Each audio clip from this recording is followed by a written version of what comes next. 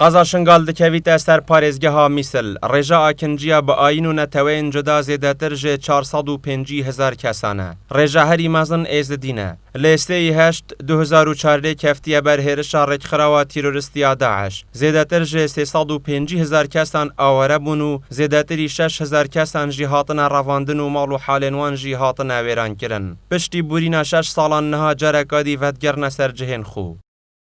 حكومة عراق بلكو برينه جي حكومة برينه ياكو سروكاتيا بريز عادل عبد المهدي هرچند بروجرام خدا برنامج يه حكومي ودرجاوي جيكو انه مصطفى كاظمي هاتيا يعني ايكش خالين برنامج وان كو هاريكاريا خلق اوارب كم زفر نفا وزارتك هيت وزاني وزارتها كوتش وكوتش بران كهطان هوجي من حق هيا يا من حاوك بارا بو فقراندني او كسي آماده بد کو وگرت جیخو اوی پاره بدنه بو وک هاریکاری بو مثلا بزفر مالا خلوه داره بریکو پیک بکن یان آودان بکن ویتا مجبیر نکیم براستی گلک نهو هول ویت هین گلک رخراون مروفایتی الشنگاری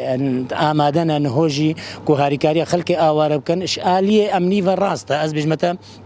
كان بلكو هيزن شكداري مثلا حج الشعبي هيا بلكو برادرت بكاكيل ودري هينا بس از باورناكم او همو بنا اصلا اگر خلقي اوره يعني ايك بنو ايك دز بنو حزب كان بزفرنا جهن خو چنگو اشاليه خدمت گزاري مثلا كوملگه توان زوربي كوملگه توان چول بو نبرينه لي اگر خلق نزفر توان كوملگه على الاقل يعني السر عرض واقعي هندك خلق نفقرت بيقومانش آلية خدمت گزاري بلكو حكومت جي نقارد بو كوملگه كتشول كري خدمت گزاري ابكت.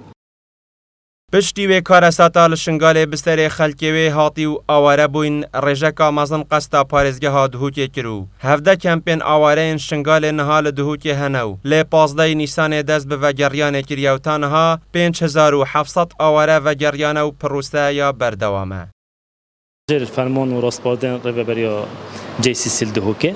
او رينمايتات كل وزارات النوفخوار بس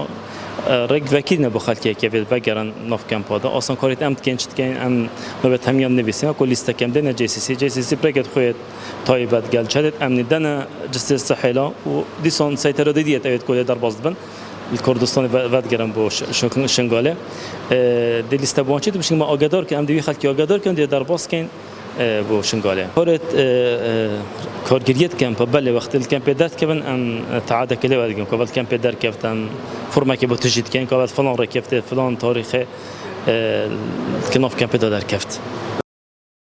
خلکی آواره زیدتر جه 6 سالای دنف چادران دادجین لبرگر مهاوینه و سرماز دوستانه. سررای دست پیکرنا و گریان وان بو جهنوان لبشک زور مایو. داخواست دکن خدمت گزاری و روش امنی درست ببید داکو همی و گرن. هر کسی جماعت ما بكيف خوينا جماعتك بشك جي فتقرقي السر مصلحة خو فتقرقي سر مصلحة خو فتقرقي كسي عسكري بي كسي شرطة بي أو فتقرقي بس كسي الويري شغلك نبي وخدماتك نبي وارداتك نبي وراتبك نبي ويتشوى فتقرقي على الأقل الفيري أمان هيا والله خلق يعني دي فتقرس جواري خوا بس خدماتها بي آب وكهرباء بي ما هم قاعد أفشل سالا أم البان شادر راسي أم رزيل بون مدري كم مثلا إمكانية خبي أو دعم خبي مدري أم بقرين منطقة خوا هەتانوکە چارەنویسێ 2889 ڕەڤاندیان یە دیار نینەو. شنگال ژی هێشتا یا خراپ بوویە. داکو هەمی ئاوارەڤە گەرنە سەر ماڵێن خو داخوازاوان زامنکردنە ئێمنەهیە و خزمەتگوزاریانە. کاروان سادق گەلێ کوردستان دهوک.